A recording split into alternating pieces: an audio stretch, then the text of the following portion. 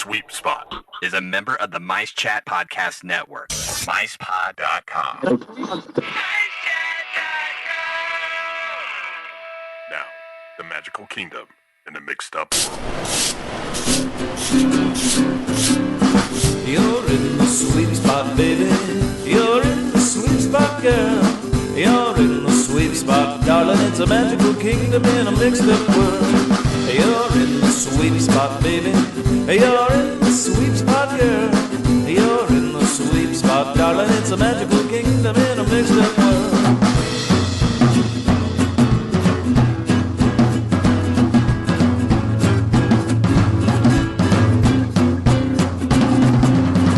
You're in the sweet spot, baby. You're in the sweet spot, girl. You're in the sweet spot, darling. It's a magical kingdom in a mixed up world. It's a magical kingdom in a mixed up world. It's a magical kingdom in a mixed up world. Welcome to the Sweep Spot. My name is Lynn, your host, and Ken's my co-host. Ken, how's it going? Oh, Lynn, it is going. It is going. I'm here. I've got my mask on.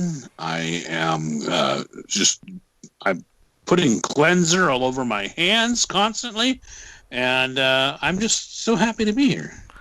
That's good. All right. I'm glad you're here, too. This is episode 284. No. Yeah? No. Mm-hmm. It's, they always say like the 284th episode is like the episode where you exchange, like, I don't know, woodchucks or something. I don't know. Yeah, kind of. Okay. Ken and I are both former Disneyland custodial customers, and we talk about Disneyland. We are also authors of two books called Cleaning the Kingdom, 2 different volumes you can get. So we are totally out of our first book on our website. We are going to get some more in. I ordered a couple, but I will only be with my signature because Ken is not near me, and I don't know when we'll see each other next. So, well, when I fly out to do the show, it's just to do the show. Right. You've got to book. You've got to reserve my time for me to sign the books, Lynn. It's not in I don't the have contract. time to sign the books right now. So I can't afford to keep you here that long. So. Yeah. But you can get our second book. I have plenty of those. You can get our second book on our website, signed by both of us, on thesweepspot.com. And also you can get both books on Kindle, and you can also get our first book on Amazon and audiobook for the first book. Yeah. Also, we have a Patreon show that we do. Join our Patreon for $5 or more a month at patreon.com, or click on the link on our website and get $5 or more a month, and you get a one bonus show per month, just Ken and I talking about stuff. So support us and help us with that. We got to pay the bills, but also we have a YouTube channel, and we've been doing live streams every other week so far. The ultimate plan with that is it's going to be once a month, but I think during this pandemic, we're going to be trying to do them every other week. There might be a time where we don't, but the next one would be... We do put the pan in pandemic. So. We do put it. We do. So... The next one will be on the 15th of May. We will do another live stream. So that's next Friday. We hope to, well, it depends on when you're listening, but May 15th if you're listening before then, at 7 p.m. Pacific time on the Sweep Spot YouTube channel. Also, I've been putting up some of our older episodes, some of the ones that I think were kind of fan favorites that over the years. I've been putting them on there. They're just the audio, but some people requested that. They like to listen to them in that format. And then also all the episodes in the future, including this one, will be on YouTube also, on our channel. So subscribe today. We'd love for you to subscribe to our YouTube channel. Okay, well, I think that is it, Ken. I'm really excited about our guest tonight. we're going to be Yeah. talking to about some Disneyland attractions from the past. So before we do that, we're going to have the current events up next.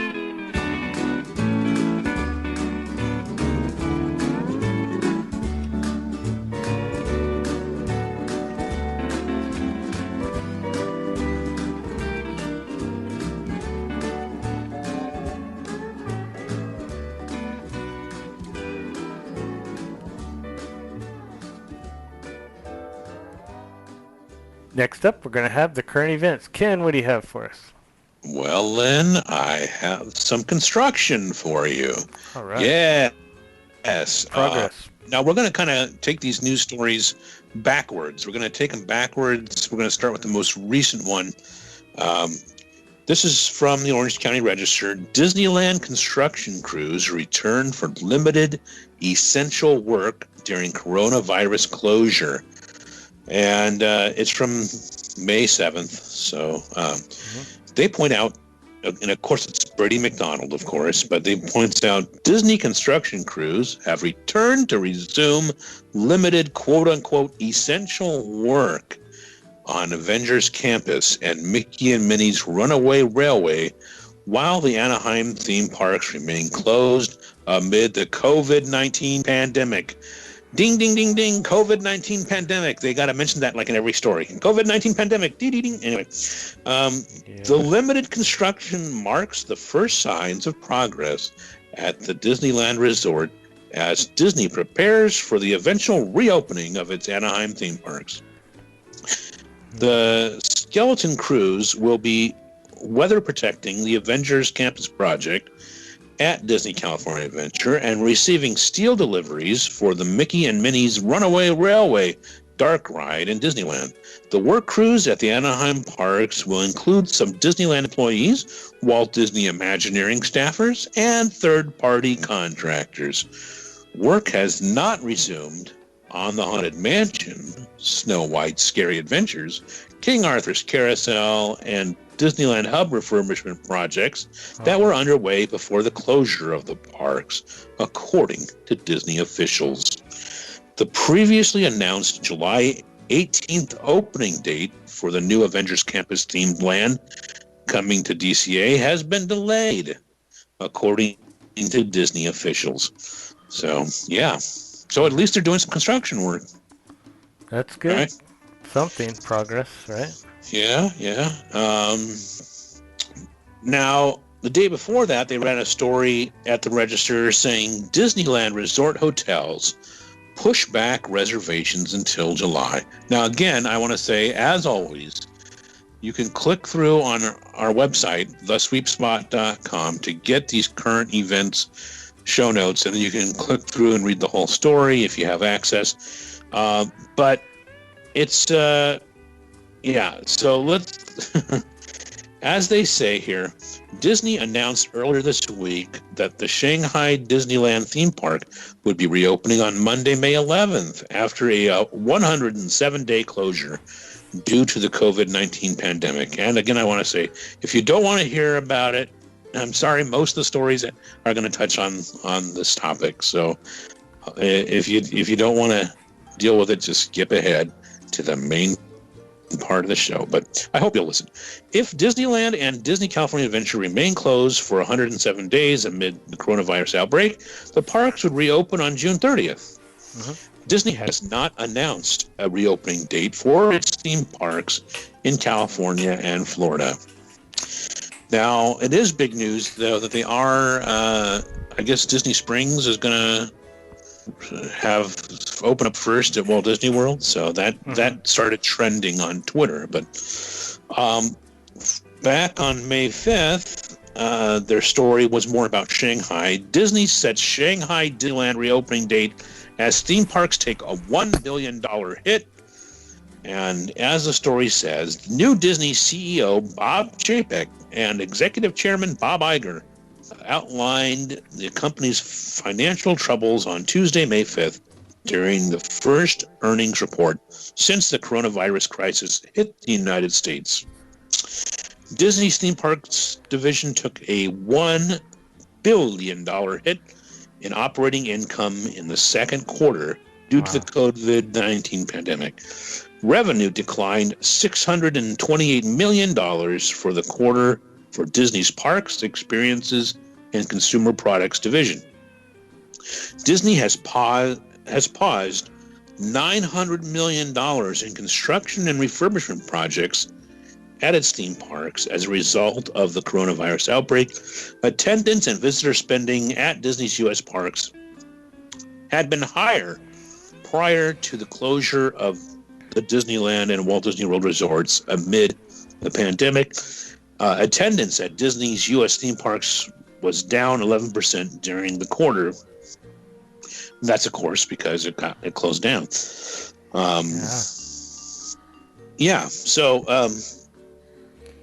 back on May 4th, they ran a story. Disney's theme parks faced $21 billion loss through 2022, analysts warn. An analyst report from research firm MoffettNathanson paints a grim picture of the financial impact of shuttering Disney theme parks in Anaheim, Florida, and around the world amid the pandemic. MoffettNathanson, I wonder if they're... Yeah, anyway, never mind. I was wondering if they know about Mop and Bucket Media, but I think Mop and Bucket Media is the company that owns Pan and Broom Publishing. In aggregate over the next 3 years, the new MoffettNathanson analyst report forecasts that Disney's overall theme park revenues could be $21.7 billion below 2019 fiscal year levels. To put that mind-boggling loss into perspective, that's enough to pay for Shanghai Disneyland 4 times over. Disney's $5.5 billion Chinese theme park resort opened in 2016.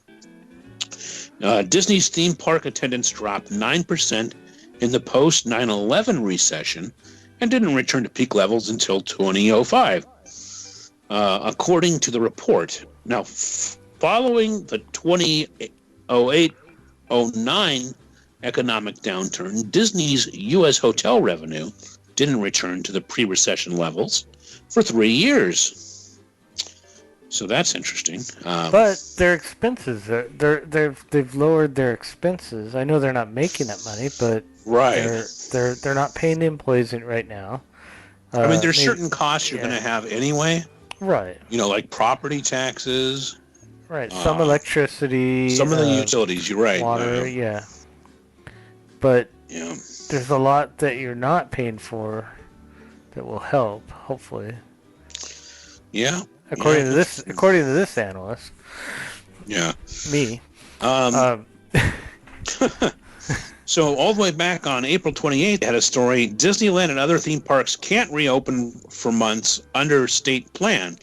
Now, granted, like I said, this is back on April 28th, but the way things were looking back then, it said Disneyland and other California theme parks currently closed for the pandemic can't reopen for months, possibly until an as yet developed coronavirus treatment becomes available, according to state government officials. California Governor Gavin Newsom and California Department of Public Health Director Dr. Sonia Angel laid out a 4-stage roadmap for reopening California's economy during a live stream presented on Tuesday, April 28th. Newsom did not explicitly mention theme parks in his 4-stage plan. Disneyland, Universal Studios Hollywood, Knott's Berry Farm, Six Flags Magic Mountains, SeaWorld San Diego, Legoland California, and other theme parks in the state would appear to fall into Stage 4, the last phase of the plan. It's possible some California theme parks could fall into the earlier Stage 3 if they adopt substantial operating changes that promote social distancing and other health and safety measures. How about they just use pixie dust? So here's something that's kind of away from all that and positive for most people. Marvel Quinjet is visible at Disney's Avengers campus.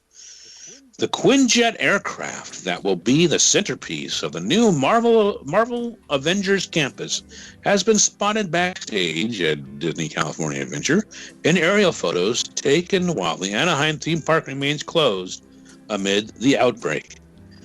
The full-sized Avengers Quinjet, partially covered by a tarp, can be seen tucked into a backstage area next to the Guardians of the Galaxy Mission Breakout attraction. Yes. So that's getting exciting. The Avengers headquarters building will serve as the entrance to a first-of-its-kind Quinjet e-ticket attraction planned for a second phase of the new land that is expected to be built on a parking lot behind Mission Breakout. They're forgetting the exclamation point when they ride it. Riders will fly to Wakanda aboard a Quinjet during the new Avengers attraction. Well, I hate to be a downer, but whatever hasn't already begun construction, I would, consider that as possibly not happening. I mean, hopefully they'll follow through, but we'll have to see. Yeah. Let's see. There was a story. Mice Chat had a couple of updates, as always. They had Disneyland update gets high above the parks and when they could reopen. So that's from Dusty Sage. He says the Disneyland Resort has been under lock and key for over a month now. This is back on April 27th. And we are missing it so much that we've taken to the air. We lead off today's update with helicopter views of Disneyland sent to us by a new friend. The shots show some of the best views of Avengers Campus yet, including a peek at the Quinjet hiding backstage, plus construction updates and a glimpse of Mickey and Minnie's Runaway Railway. So you'll definitely want to see that update if you haven't already at micechat.com. And there was another update that came out on May 4th called Disneyland Update Bright Suns at Last. Happy Star Wars Day, because that was, of course, May 4th. Today's Disneyland Update examines the reopening of the theme parks, which may not be so very far away. And it all starts with a chicken. Stick with me. It will all make sense in a moment. Whether you think it's too soon or too far away, this disturbance in the force is leading towards change. So, as always, you can get these stories if you go to thesweepspot.com and click through on the show notes, the current events. You can click through and read all these updates yourself. And you really should think about planning your next Disney getaway vacation. Eventually you will be able to. So, time to plan. And when you plan ahead, that's the best way to handle it. So what you want to do is call or visit the website for concierge.com. Concierge, there are our official travel partners, conciergears.com. Concierge.com. All they do is Disney. They know what's going on. They're going to be up on all the changes that are ahead, and they will book your next Disney getaway vacation at Walt Disney World or Disneyland or cruise ships, Disney's Alani in Hawaii, even Adventures by Disney. Just contact concierge.com, tell them the Sweep Spot sent you, and when you book with them, you'll get a special gift. So thank you so much to concierge.com. Great. Thanks a lot, Ken. Up next, we'll have our main topic. All stations, we are now in normal space mode. Resume all operations. Well, folks, hyperspace jump is always interesting, to say the least. But we're back in the real universe again, and on the upper screen you can see Mars as it actually appears close up. Hey, friend. This here is Rainbow Ridge. And for fun and excitement you'll never forget, why don't you take a mine train ride? Reckon you'll agree there's nothing like the Rainbow Caverns in the whole wide world. Okay, next up we're going to have one of our favorite guests to have on the show, and who is a good friend of ours now, and one of my favorite authors of Disney books, and that's Jim Korkis. Welcome back, Jim. Well, thank you for having me. We're going to talk today about some of the things that are extinct at Disneyland, and it never occurred to me that Disneyland itself might go extinct for a couple of weeks, and but it did occur to me that one of these days I'm going to go extinct. So I better get on the sweep spot and share some of these stories while I'm still around, because nothing seems definite. Nothing seems for sure anymore. Yeah, and that's what we're going to talk about tonight, right? Is some of the Disneyland extinct attractions, and I know we've done this in the past, but of course, we can't hit them all in one show. So no, and there's so many. There's always that one that is somebody's favorite, that you never get to, and again, it's very odd. I think a lot of people, their impression of Disneyland is based on their first physical visit to the park, and to them, that's Disneyland, But there are many different types of Disneylands, over the decades, for crying out loud. And so, someone who goes to Disneyland recently wouldn't even recognize what Disneyland looked like in its first 5 years. There would be some hints, there would be some echoes, but and the same thing for those people who went during the first couple of years of Disneyland. Looking at Disneyland now, it's like, well, I can sort of see Disneyland through the cracks here and there, but this doesn't work and that doesn't work. And again, for something to last at Disneyland for maybe 20 years is extraordinary, and usually it only lasts if changes are made to it. You add Captain Jack Sparrow to Pirates of the Caribbean, or you have the Murderous Bride, added into the Haunted Mansion, whatever. If those attractions remained exactly as they were when they opened, they probably might not be around today for people to enjoy. And also, on the other hand, a lot of things just disappeared because Disneyland's capacity increased so much. So you can't put people on flying saucers because you can't accommodate enough people in a day, and so that's a real guest dissatisfier. So it's well, like Mr. Toad's Wild Ride survived out there, but out here in Florida, they had to do 2 separate tracks because Toad was so popular in Disneyland. It was like, we can't handle all the people, so we've just got to increase that, and unfortunately that was too much of an increase. It's just like at Disneyland. Disneyland took Country Bear Jamboree, and it's like, my gosh, that's a huge hit in Florida. What we'll do is we'll solve that problem by building 2 Country Bear theaters, Yeah.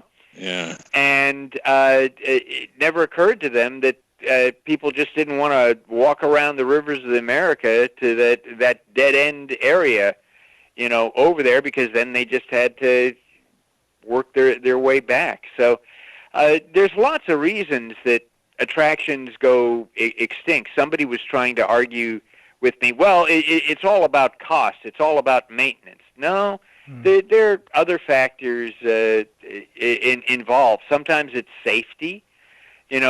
Sometimes laws change. For instance, disabled access. whether it's to the subs or to the Skyway or whatever, and it's just like, no, we can't grandfather this in anymore. We've either got to spend the money to change this, or we've got to get rid of it and spend the money elsewhere. Yeah, it's I mean, you think about some of these classic attractions, and then you realize, there's a lot of people who remember them fondly, and you go, that was only there for like less than 20 years. Right. And now you think, okay, well, Indiana Jones has been there for 25 years already. And yet I'll bet you have some listeners who think of that as, well, that's the new attraction that they put into the park. They think of it as new. And like what you said, people see the park for the first time. I know of people who their favorite attraction is Rocket Rods because it was the first one they ever did. How many people would say, my favorite Disneyland attraction is Rocket Rods? It was barely there 2 years. and again, what a controversial, attraction. And it wasn't supposed to be Rocket Rods. It was going to be chopper bikes. And with that lower center of gravity, that would have actually made the ride work and made the ride faster. A lot of folks don't understand that Tomorrowland went through an awful lot of different, talk about extinct, went through, at least 2, maybe 3 major rehabs, but the one in the mid-90s, it was going to be Tomorrowland 2055. Yes. And so Eisner actually pulled in George Lucas, who he had a good relationship with, and more or less said, you can do what you want with Tomorrowland. And so George Lucas worked with an Imagineer, Eddie Soto, and one of the things they were coming up with was what was called crater racers, where you would be racing these motorbikes, and again, they were choppers, so they were low, and you'd do a wheelie to start and just go off, and there would be 2 parallel tracks, so that's why there's that race type thing, and you would be going through these craters of this planet, and there would also be a biker's bar and all that, because supposedly the best racers from the universe have gathered together for this, but again it's starting to become a money type issue, and then you had Tony Baxter, who was working on ride vehicles for Test Track out in Florida, and they came up with this ride vehicle that was less expensive, and maybe that could be adapted, to the track for the People Mover, and we'll only have one. They won't be racing each other, so that saves some money as that goes through. And again, they thought, well, we'll save money by not changing the People Mover track. But what they didn't realize is the People Mover track, banks and turns in ways that are not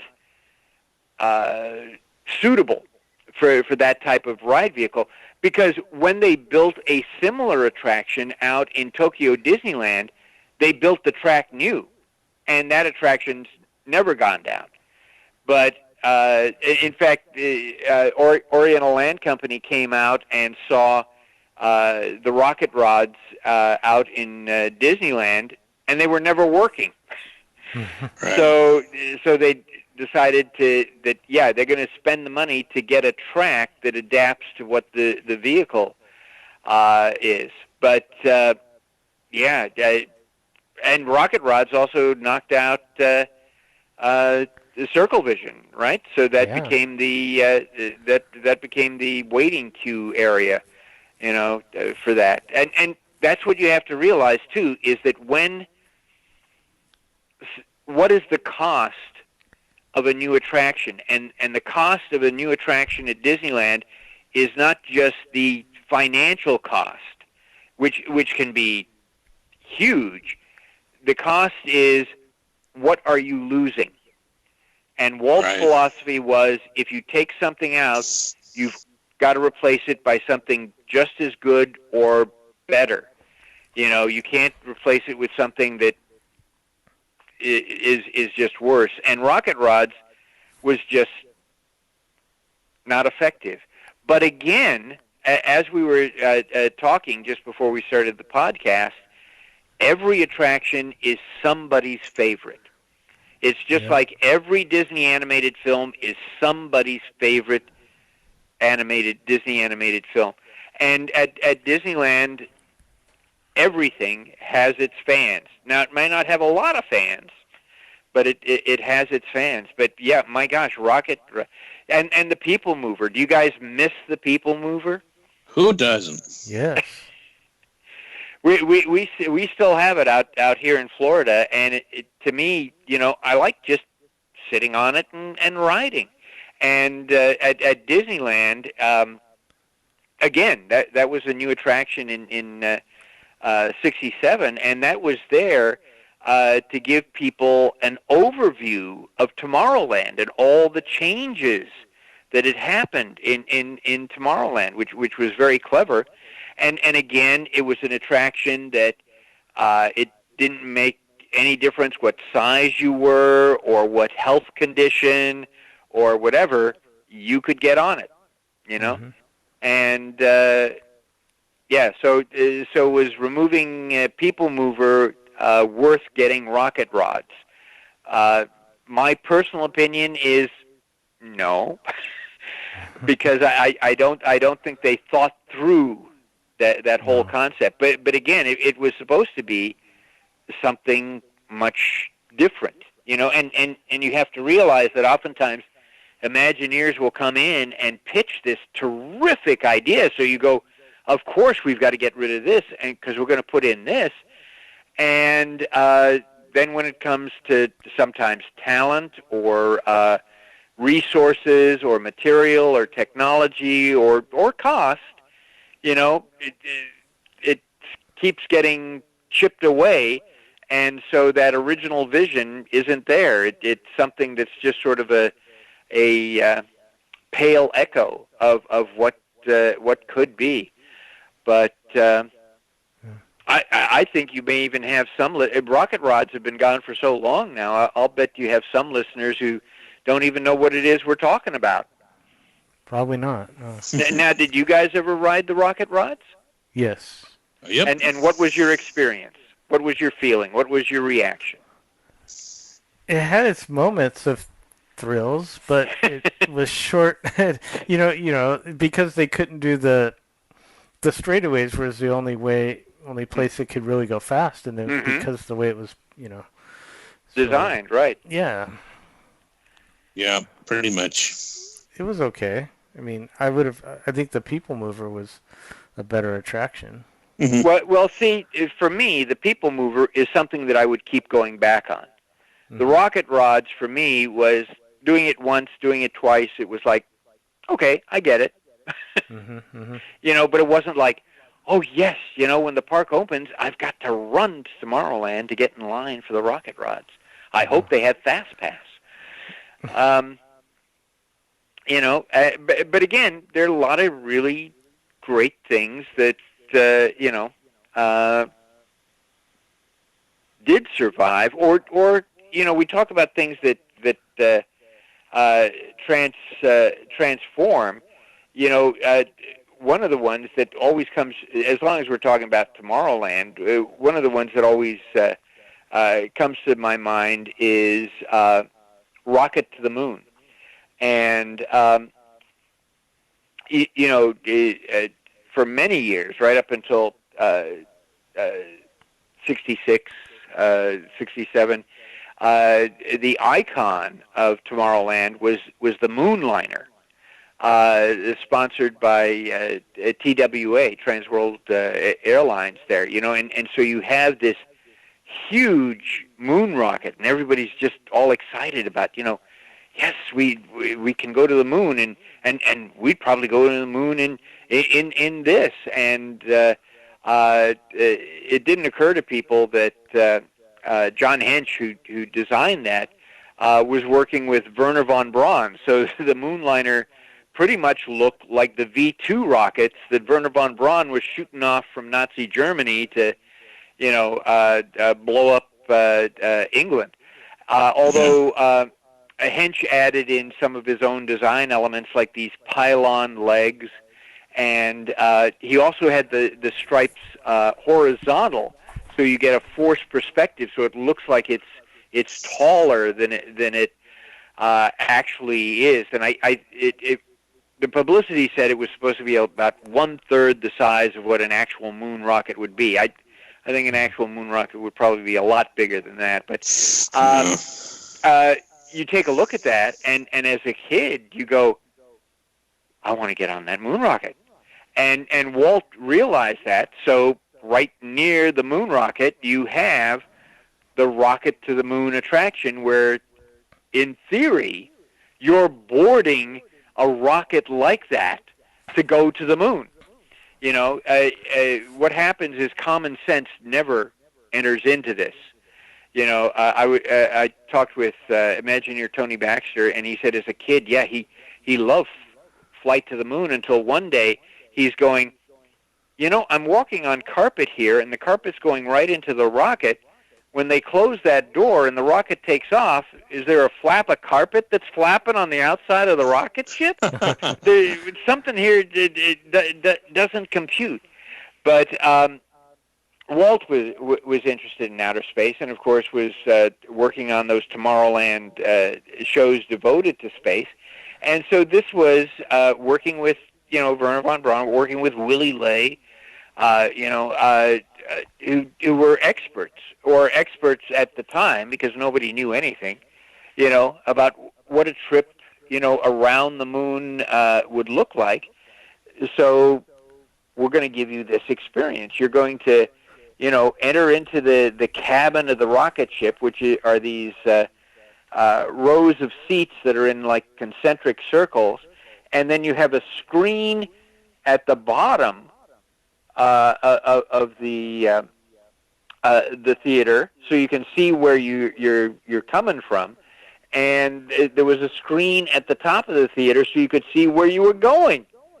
And it's like, holy cow! Yeah, that makes sense, And so the pre-show is some of the film and all that they were working on for the Tomorrowland TV shows that Ward Kimball directed, and so already your mind is getting prepared. You're already thinking about outer space. You're already thinking about a rocket going to the moon. That's the whole point of a pre-show, is to set expectations and to get your mind to think about things. So that's one of the reasons some Imagineers don't like Fast Pass, is because people just skip the queue line. So they're not getting the story. They're not getting the preparation, for an attraction that's just going to last, a couple of minutes at most. So anyway, you do the pre-show, and you're going to board the Star of Polaris, with Captain Collins, doing this. And roughly you've got about 100 or so people, in the theater, and by golly, the room rumbles, and they have air jacks underneath the seat, so it shoves you up and then suddenly drops. So you get that half second of weightlessness, before the rocket's artificial gravity kicks in, and there you go, and you're going to the moon. And what's exciting is you're going to see something that nobody has ever seen before: the backside of the moon, the dark side. It's always faced away from from the planet Earth, you know. And, so Disney wasn't into science fiction. He was into science fact. And so basically scientists and all said, well, you know, the dark side is probably going to look pretty much like the side that we see.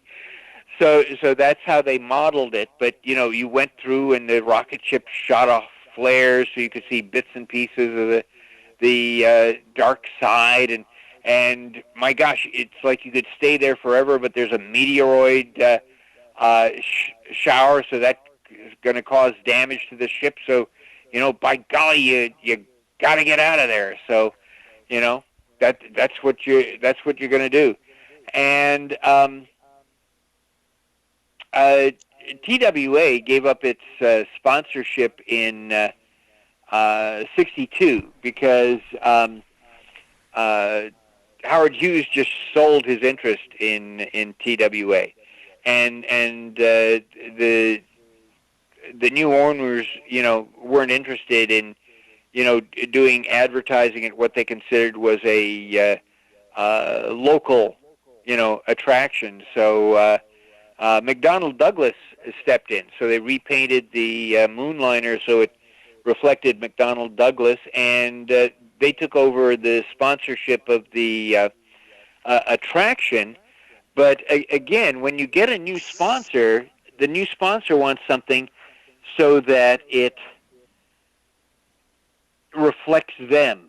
That it's not like, you know, I bought this old horse, you know. They want to paint the horse purple and put a unicorn horn on it and whatever.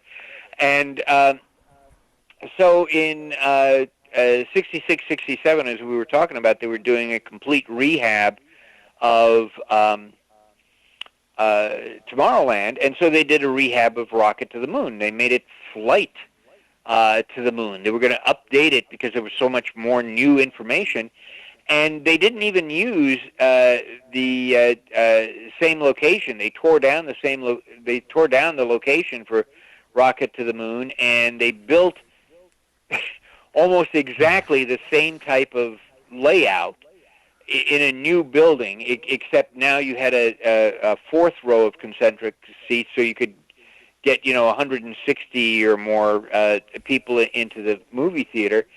And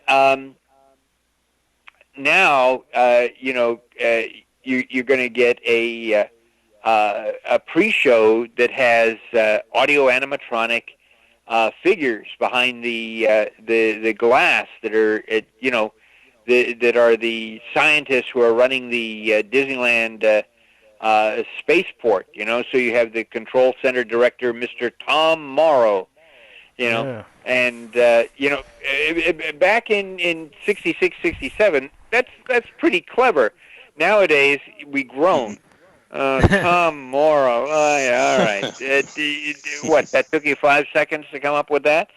And, you know, what never occurred to me until later was the figure was hidden from about the waist down behind a computer. So they never had to build the figure below the waist. You know, yeah. But you saw the top of it, and you saw other figures that were full figures, and so you just assumed, well, yes, he's wearing pants. You know, he's wearing shoes. He's all of that.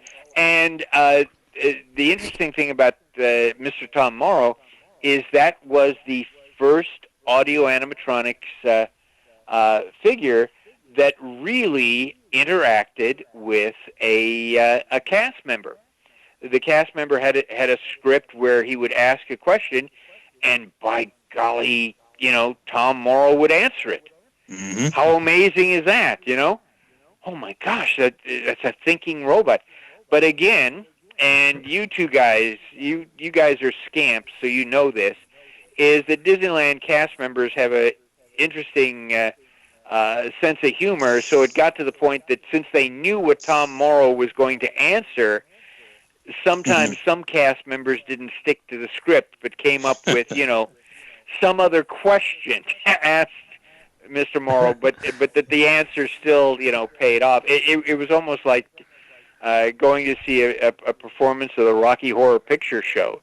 where people are shouting out, these things, and then the people on the screen are responding as if, they're responding to that question. But, NASA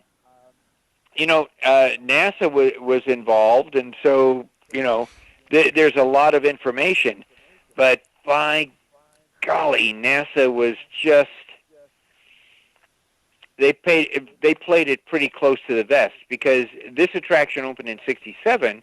In 1969 is when there's the moon landing. And NASA knew this. Yeah. But they withheld from Disney any of the designs of what the rocket ship would look like or what the moon lander would look like, because they didn't want that coming out, before that, landing there. So within 2 years, the Disney attraction is obsolete, because it doesn't have the latest up-to-date things. Marty Sklar was telling me they ran into that same problem with Horizons at Walt Disney World. Is Horizons was supposed to show what things were going to be like in the immediate future. So they went to all of these companies to find out, what is a phone going to look like? What is, this and that? And they were not getting complete answers, and Marty figured out the reason for that is some of these things had been in development for like a decade, and they didn't want to share what they thought the final design was going to be, because they didn't want a competitor to see it before they had, released that. So what happens now is you've got an attraction that, yes, people have landed on the moon. They've landed on the moon a couple of times. Why do we want to go see this at Disneyland? So now they redesign it into Mission to Mars. But what again is you've got to look at, money, and so yes, we'll use the same building, but instead of go to the moon, we're going to go to Mars. And we'll do some paint changes.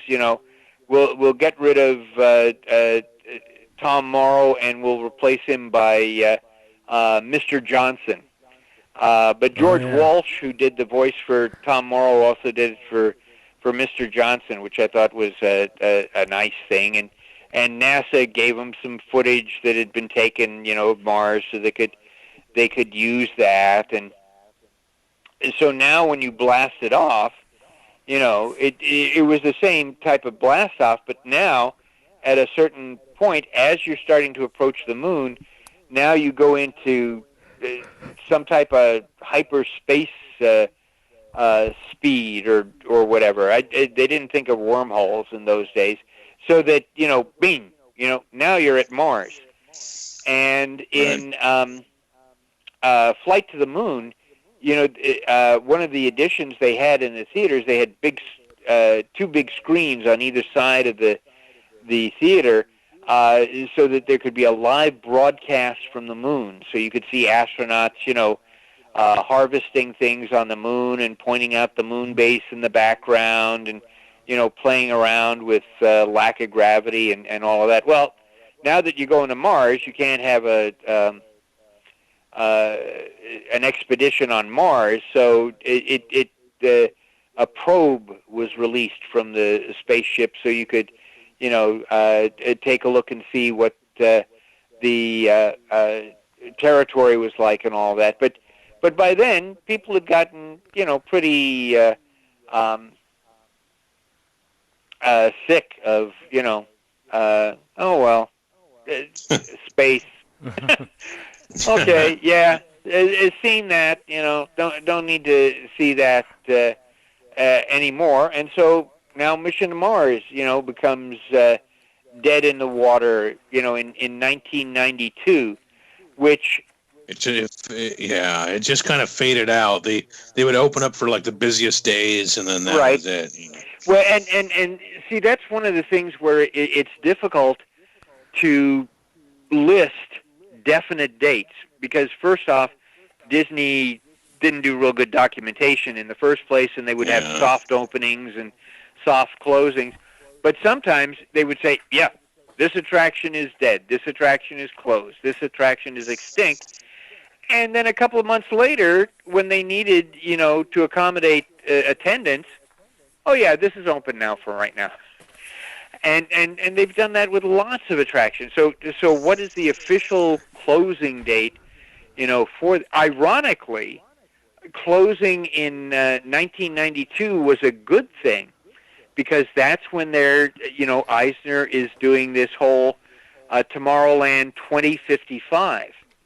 Yeah. And so, he's given it over to Lucas.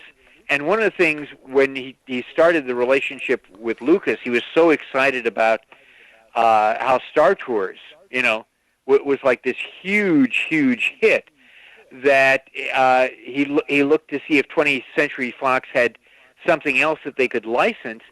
And so Eisner licensed Alien. And the Imagineers came up with this attraction where you would be riding in armored vehicles, and you would have laser cannons. So as you went through, you were supposed to rescue part of your team, and as you went through, you would use these laser cannons to blow up the aliens. And the attraction was going to be called Nostromo, after the spaceship. And some of those elements later ended up in Buzz Lightyear, believe it or not. But Eisner was finally convinced that, no, this is too dark, this is not Disney-esque, whatever. And so when Mission to Mars closed, Eisner thought, look, we've still got the license to Alien, why don't we have the Alien, transport to Earth, and it'll be in this theater, and it'll tack the guests in the theater. And so they're all trying to explain to Eisner, look, this doesn't seem like a good idea. To that, let's give this to Lucas. And Lucas says, okay, you want to use Alien, but you still want to use the basic building, the basic format for Mission to Mars. So Lucas came up with the idea that you were going into this building that was being run by XS Techs. XS. So you would use the same figures, Mr. Johnson and all of these other audio animatronics, except now they're behind this glass and they're wearing face masks and surgical gowns and gloves. So that would fit in right today, my gosh. But they're in this sterile environment doing this type of experiment, and you're there to see, the new technology, some transporter that they've done.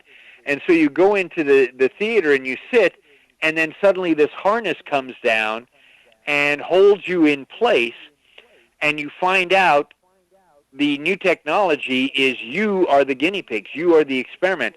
They are transporting down this alien to see how the alien will react to you and how you are going to react to this alien, and the alien may kill you, or kill somebody, And Eisner loved this idea because it made use of the same Mission to Mars building, right? And the same audio animatronics. Look at all the money you're saving. They're still sitting in the concentric circle theater, but instead of having a screen, you have this big plexiglass tube in the middle. And then Eisner, being Eisner, goes, why are we paying a licensing fee to 20th Century Fox? Just create your own Alien. And the Imagineers were going along with this because they go, well, everybody knows Alien. Alien is so popular, they'll know, don't bring your kids on this because this is going to be horrible. But now that it's no longer based on Alien, somehow they've got to set up the story that this is not something you want to experience. And so in Lucas's scenario, the alien comes and it's got like these spider legs and these huge wings and all of this, but this is an intelligent alien. And ironically, he wants to help the humans escape, and because Excess Tech now realizes this alien isn't that dangerous, so we've got to get rid of all evidence of this experiment, so we're going to use radiation and laser guns and kill everybody in the audience.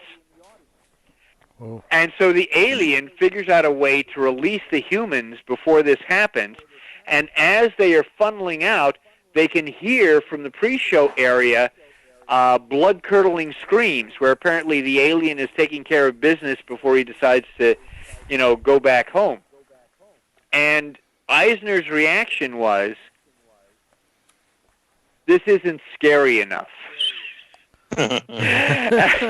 and so what happens, of course, is the whole Tomorrowland 2055 concept, collapses, and then they go with, yes, we're going to redo this as the future that never was, just like Discoveryland in Paris. And so that attraction that was meant for Disneyland goes over to Walt Disney World and opens as Alien Encounter. And again, Eisner doesn't think it's scary enough, but as soon as guests come in, they find it's too scary. Yeah. There are letters of complaint.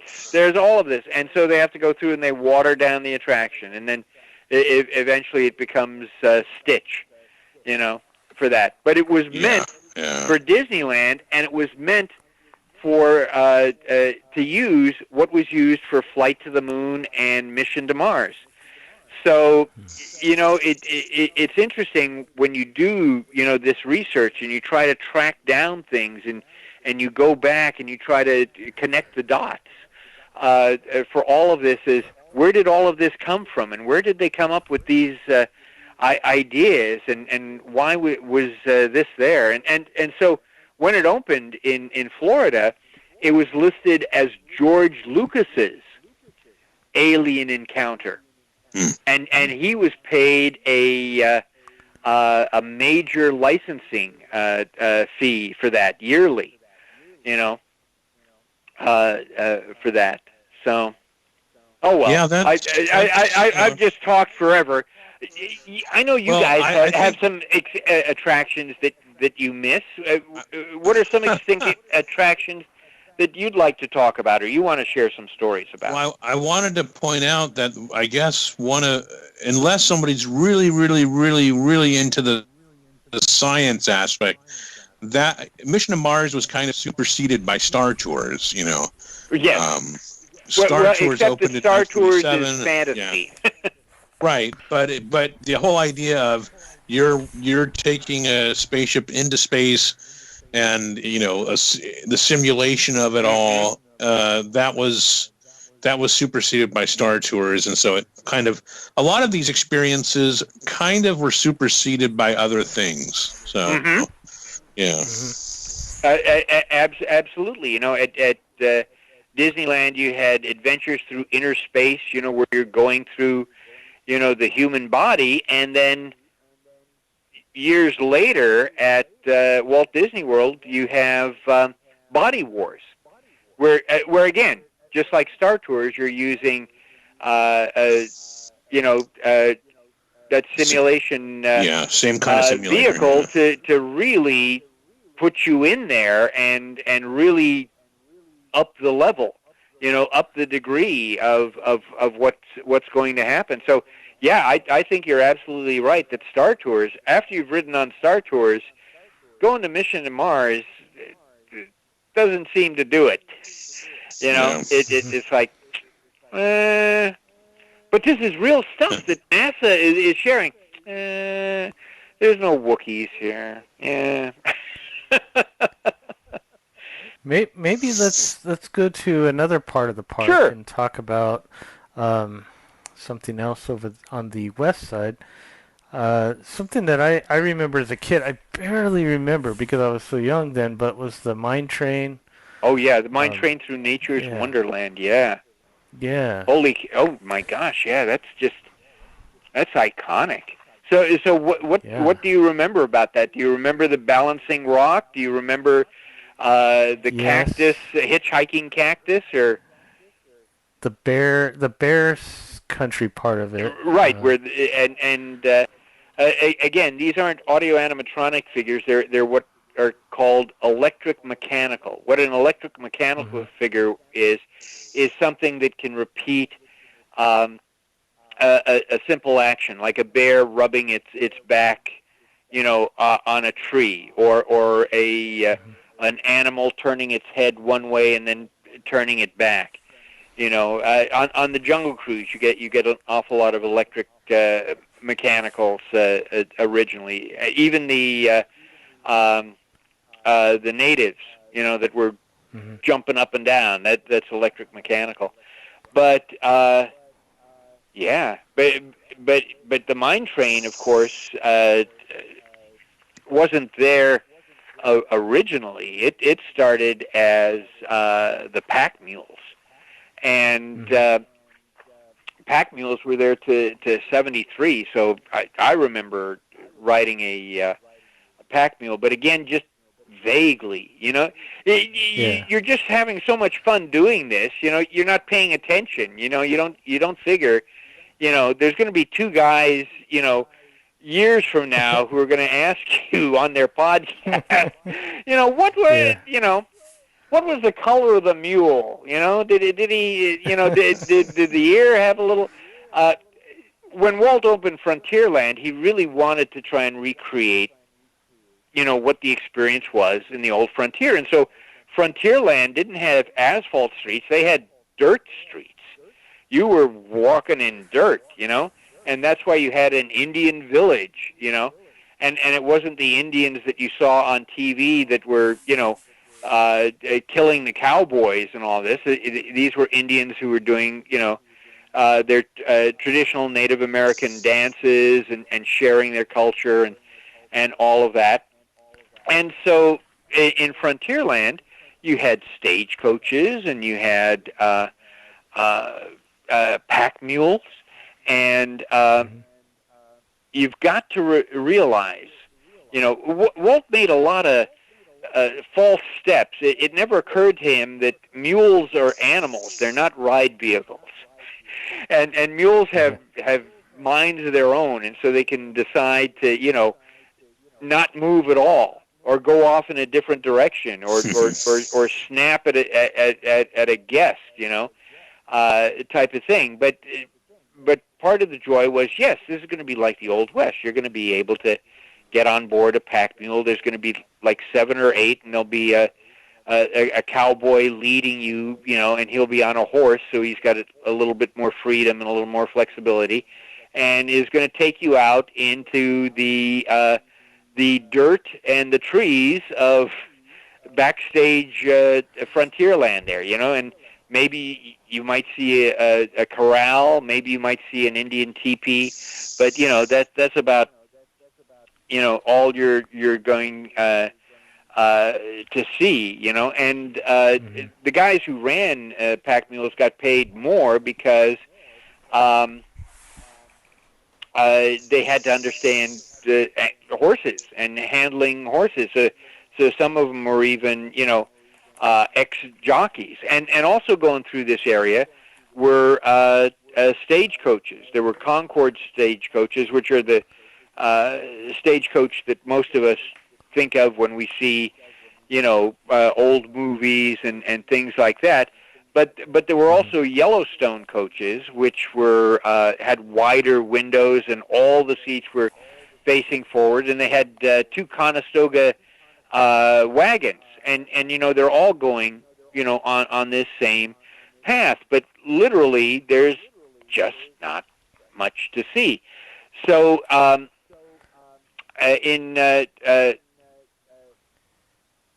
Walt decides we've got to expand on this. We've got to make this because the stagecoaches were bumpy, and there were people who sat on top of the stagecoaches, and sometimes the stagecoaches would tip over. And one time on one of the Yellowstone coaches, the horses got frightened when the train that goes around the park, blew its whistle as it passed the painted desert, and so they pulled away from the wagon, and the release thing released. So these two horses are galloping away, pulling the two front wheels behind them, and the rest of the guests have to get off and walk in the dirt back to the entrance. And so in 56, Walt institutes the mine train, which is going to go through this wilderness. First off, it's going to be more comfortable for the guests.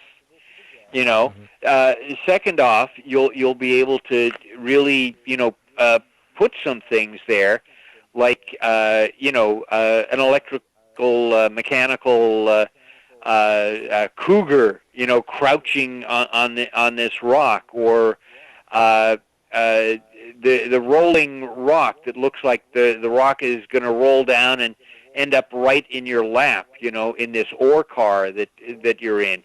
Or you saw, bubbling away and geysers shooting out.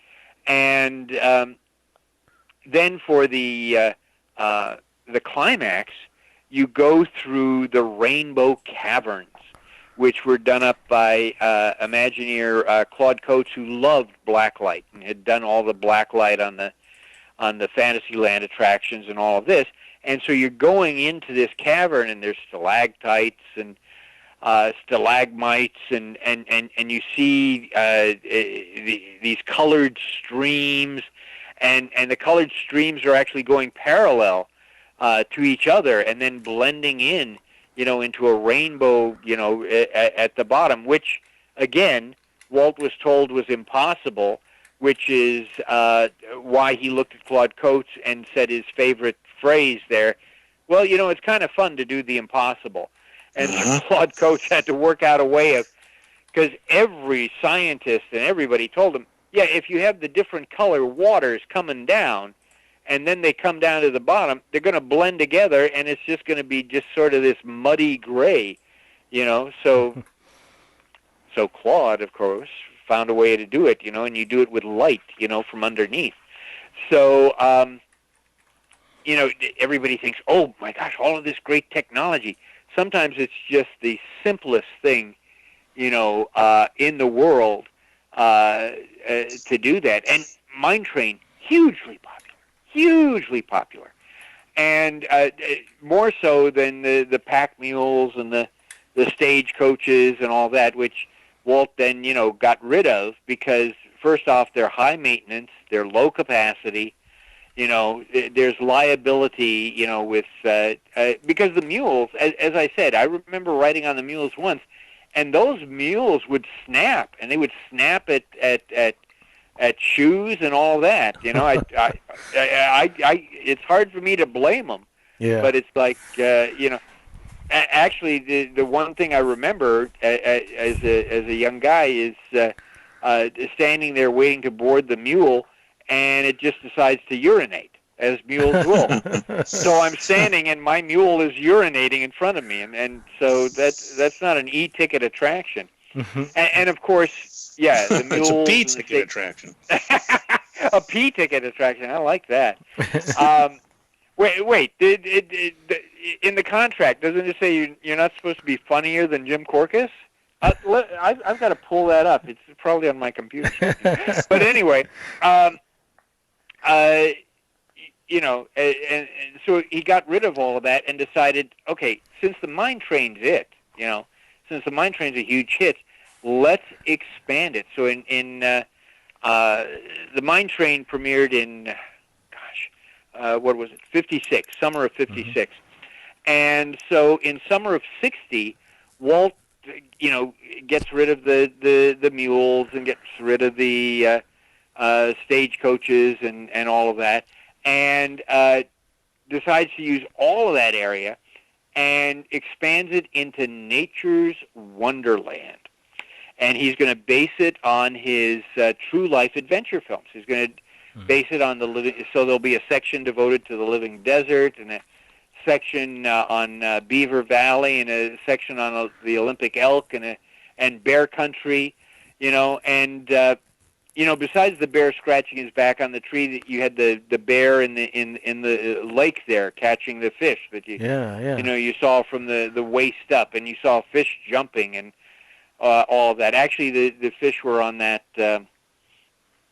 sort of round spiral, so it looked like the fish was jumping, but it was just a wheel, like a Ferris wheel, that was moving, and there was a fish, and you couldn't see the Ferris wheel type structure, so it looked like the fish kept jumping out of the water and back and all of that. It's just the wheel was moving. Again, very simple, but so effective, because you're going, oh yeah, I'm seeing fish jumping, and so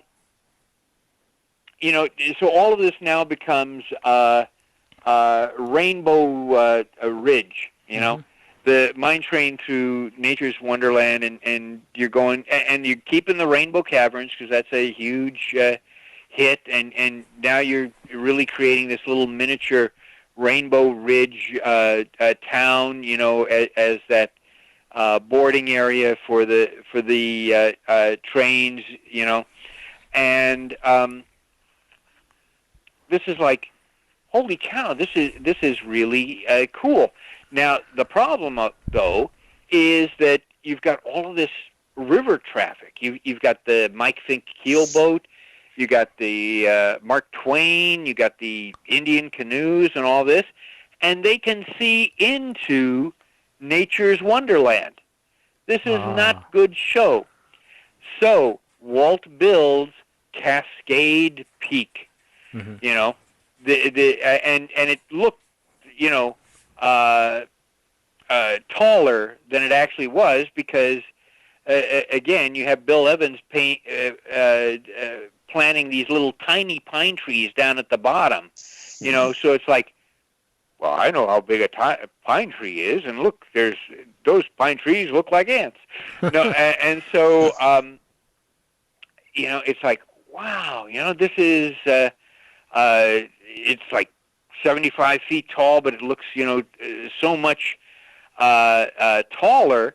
And also what Walt does is he has Cascade Peak have waterfalls. So there's a big waterfall that, goes in and aerates the water, the rivers of America. So that's a good thing. And then on the other side, you have two smaller waterfalls, and the narration would tell you, we call those, by golly, we call those two falls the Twin Sisters. Reckon that's 'cause they're always babbling. And you can't do that at Disneyland today. But, you did that then, and people got a big laugh. Oh, ho, ho, ho, ho, Was it recorded? Just like mother-in-law jokes on the Jungle Cruise and the whole bit. And the name of the big waterfall on the Cascade Peak, Big Thunder. What a great idea for a name. Yeah. Big Thunder. Yeah, well, and again, it's Big Thunder because it makes that roaring sound,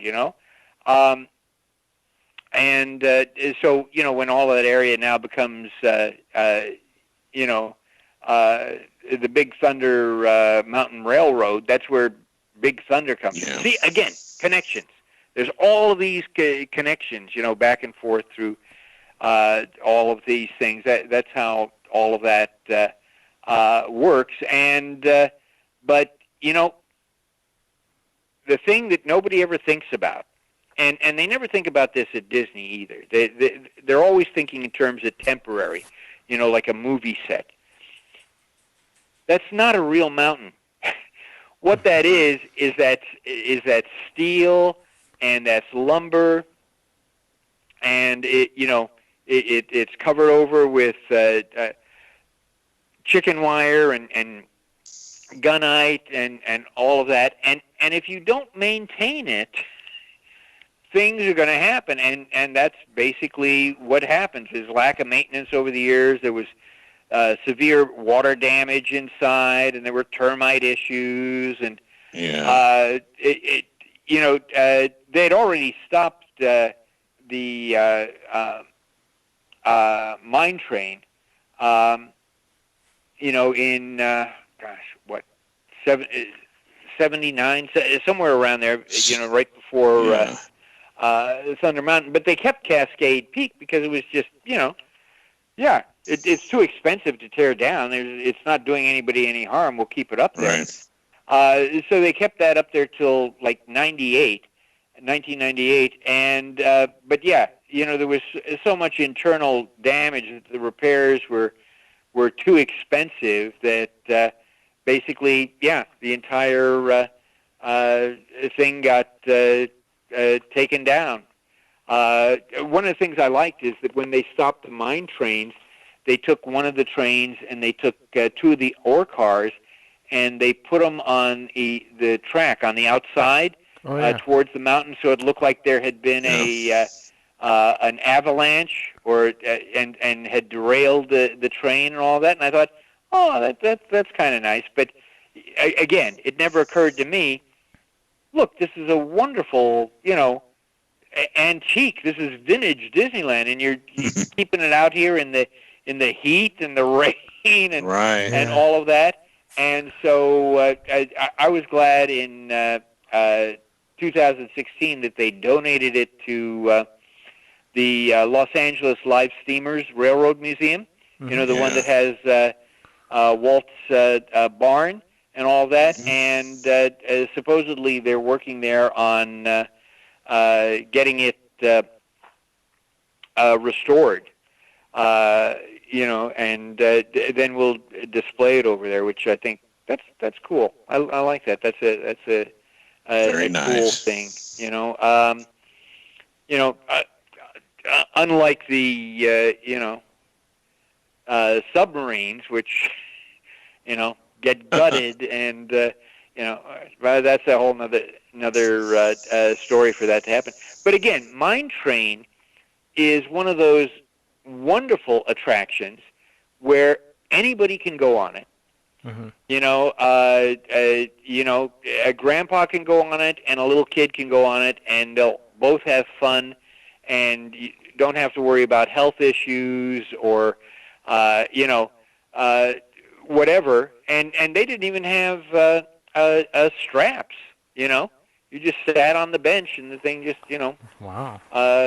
it bounced along as that went, and there were there were funny bits. Mark Davis went in and plussed up some of the things. With the electrical mechanicals, they can repeat a simple action. Like a head going up and down or a head going from side to side type thing. And again, in the wild, animals don't move that much. I saw a rabbit on my front lawn earlier this week, and I had to take a second look because it was just so still, and so I didn't want to move because and eventually it went off. So all you need to do is a tail move or something like that. And so Davis saw that on the attraction there was a fox that was moving its head up and down, and then further down the track there was a fox where the head was moving, from side to side, supposedly looking for something. It was Davis who came up with the idea of, we're going to put these two together facing each other. So one is moving its head up and down like yes, and the other is moving its head back and forth like no. And that was the genius of Mark Davis, of how you can tell a story simply, for that to happen. But yeah, what a wonderful, nice attraction. There are some people. I like Big Thunder Railway, but for some people, even though that's a fairly mild roller coaster, it's still too intense. Right. For some people, whether it's younger children or older people, who are worried about, being jostled around, things like that, or people who just don't like, roller coasters. Mhm. I have friends who go crazy over roller coasters. One of my friends, her email even is roller coaster girl and a series of numbers. But there are others who are like, nope, been there, done that, don't need to do that. But the mine train, anybody can do that, and I know I'm preaching to the choir here. I tell people that one of the mistakes that Universal made with the Harry Potter land out here at Universal is they have an attraction where it limits who can actually ride on it. In fact, they have a ride vehicle in front that you get in to see if you can pull down the bar. And if you can't, then you're too big to ride, this ride. And it's on an armature, so it's going to turn you to the side and all of that and all of this great new technology. And I said, if they had made an attraction that everybody could have ridden on, that line would have been out the door and down the block. Yeah. And Disney keeps making that same mistake because I think some of the people who are designing these rides are you don't have the old guys anymore. You have the young guys, and it's like, faster, higher, do this, as opposed to one of the reasons Pirates of the Caribbean is classic is anybody can ride that. Yeah. And again, different age groups will get different things out of the attraction, but it's like, I can ride that. It doesn't make any difference whether I ate a hot dog before I got on this, and or I had a beignet, or I had a. I miss that at Disneyland where you could go to the back of New Orleans Square there and get a beignet and get that fake mint julep, Yes. And one of these days I hope that will all come back. But but again, Mine Train, nice ride. The only downside is, again, it's outside. So if it rains, you're not having the optimum experience there, or your attraction goes down, and there's got to be some type of balance. Well, I'm glad I'm not the one at Disney who has to make these decisions. Right. Well, I mean, it's one of those things where, like, if you're a thrill seeker, then you might think it's better to have Thunder Mountain there. But there is something that, that there's a lot of people who do miss that attraction, and you really don't create an entirely equivalent experience anywhere else in the park. I mean, there are some scenes to see along the river now, and they kind of recreated a little bit of the effect in Splash Mountain, the black light effect.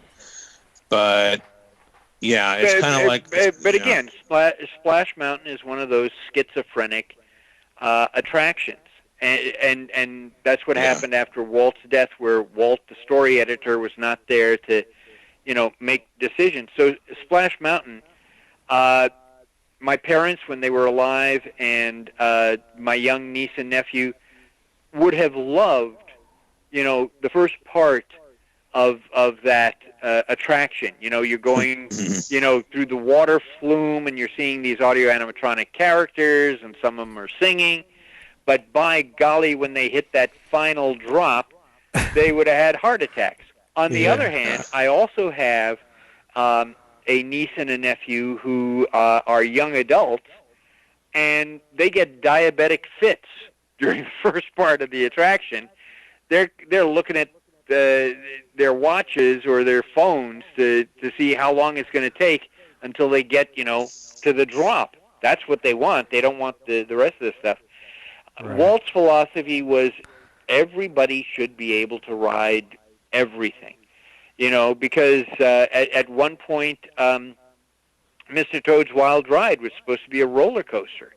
and Walt, and again, it would have been a mild roller coaster, like Goofy's Barnstormer, or Gadget's Go Coaster, that type of thing. But he said there are some people who just won't want to ride that.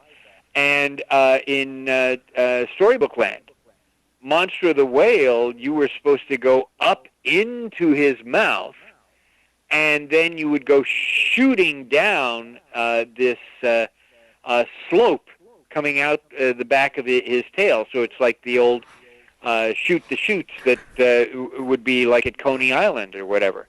And Walt said, no, that's not going to happen. But that's it. So what anything else extinct here you'd like to talk about tonight? Well, no, not really. I think that's pretty good for this episode. Well, to the listeners, it's up to you guys. If you want to hear more extinct attractions at Disneyland, you need to write in and let people know. It's like I tell people about my books. If you want another book, you've got to vote with your wallet and buy the books that are out there now. So, for instance, I've got 4 books out on the secrets of Walt Disney World, because enough people bought those books that I just felt, okay, I'll keep writing a book because somebody's going to buy this. With Disneyland, I've only got 2 books out there on the stories behind Disneyland today. Right now, I'm working on a book called Secret Stories of Extinct Walt Disney World. And the reason I'm doing that is because Secret Stories of Extinct Disneyland sold pretty well. There were enough people who wanted that book, and then were also happy when they got that book, that I thought, okay, let's write one for Walt Disney World and see if that works. I wrote a book about Mickey Mouse, and I put my heart and soul into that, and blood, sweat, and tears, and it got great reviews. Nobody wanted to buy it. Now, what that means is, since nobody bought that, all the notes I have on a book on Donald Duck, that book's not going to be done, or not going to be done for a long while, because nobody bought Mickey Mouse, which had the complete filmography of Mickey Mouse, and Mickey Mouse in the parks, and how Walt created Mickey Mouse, and all the different people who did the voices, and all. I sweated on that, and again, the reviews were, my gosh, this is the ultimate book on Mickey Mouse. But again, tumbleweed. You know what, Jim? One of my, I like all your books, but one of my favorite ones that I just wanted to plug, because we're talking about your books, is the Unofficial Disneyland 1955 Companion. I like that one too, and very well done, yeah. And again, it was because I got a chance to talk with a lot of the people who actually worked at Disneyland, and so was able to get their stories before they were forgotten. Another great book about early Disneyland, David Koenig's Disneyland Pioneers 55. Oh yeah. Mm-hmm. My gosh, my hats off to David. I always enjoy his writing, but boy, he really rolled up his sleeves and did the work to get all of those names and all of that, because unless you have tried to do that research yourself, you don't realize how difficult it is and how much of that information was just lost because so many people were just so busy doing things that they never had time to sit down and write about it. You guys found that when you worked as in maintenance at Disneyland, right? It didn't occur to you to sit down and write down some of this stuff. Well, wish I had. I had to go off my memory, and every year that goes by, it seems like I forget something. So. Well, and I tell you, I tell people that I'm so old now that my memory has gotten so good I can remember things that never even happened. And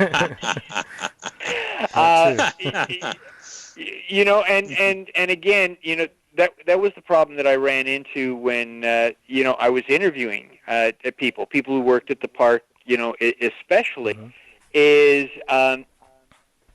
it wasn't that they were trying to lie to me, and it wasn't that they had some agenda that they wanted to push, that, well, I was really great, but these other guys, just were terrible.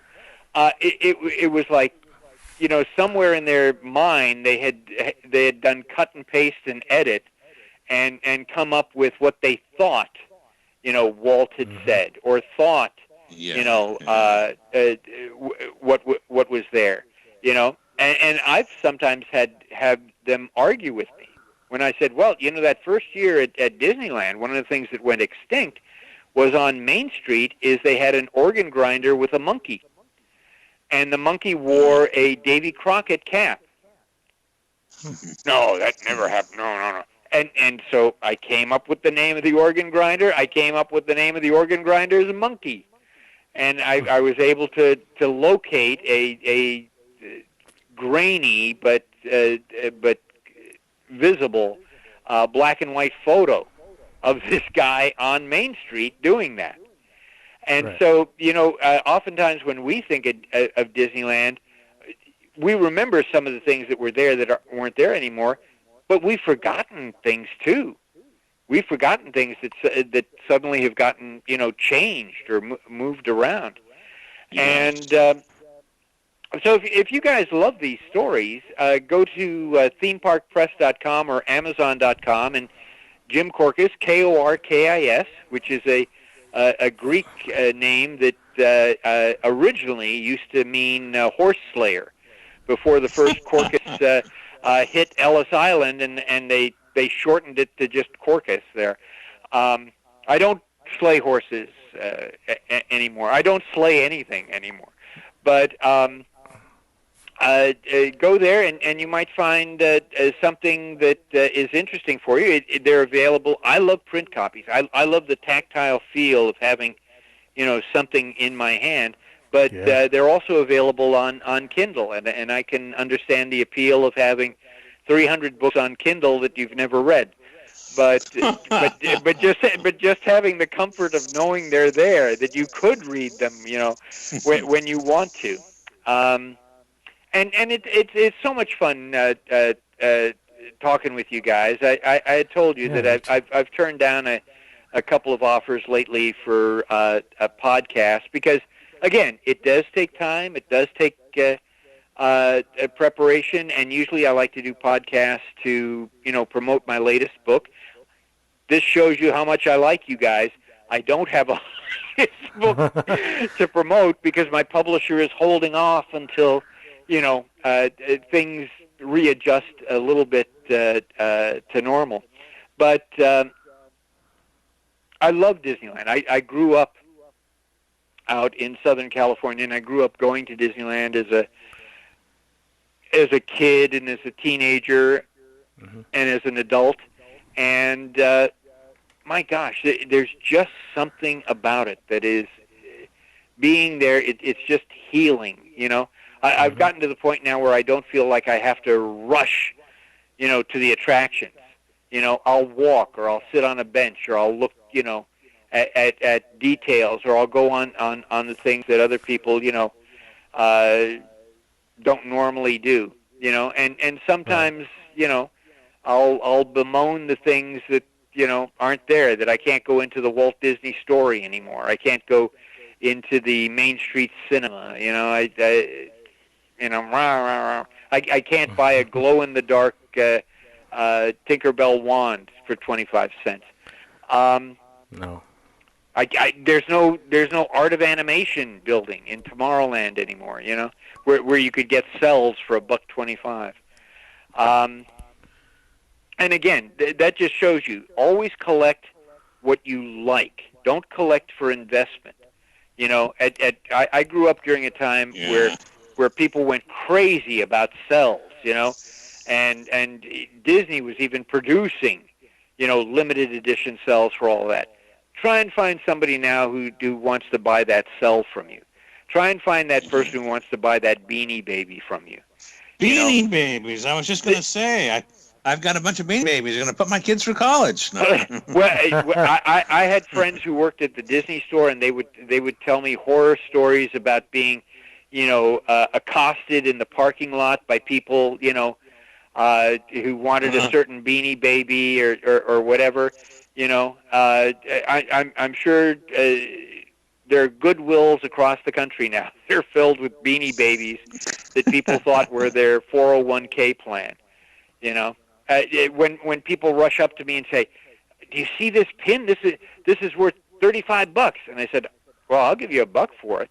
No, it's $35. And the guy says that I said, "It's only worth what somebody's willing to pay you for it." You know, so I buy pins, but I buy the pins that I like. Usually it's a character that I like Captain Hook, or it's a pin that has Walt on it. You know, and I don't go crazy because you can't get them all. There are just so many pins out there. There was a time you could collect like every pin Disney put out, but that time is long gone. Long gone, and especially because there are specialty cast member pins. There are specialty Disney Cruise Line pins.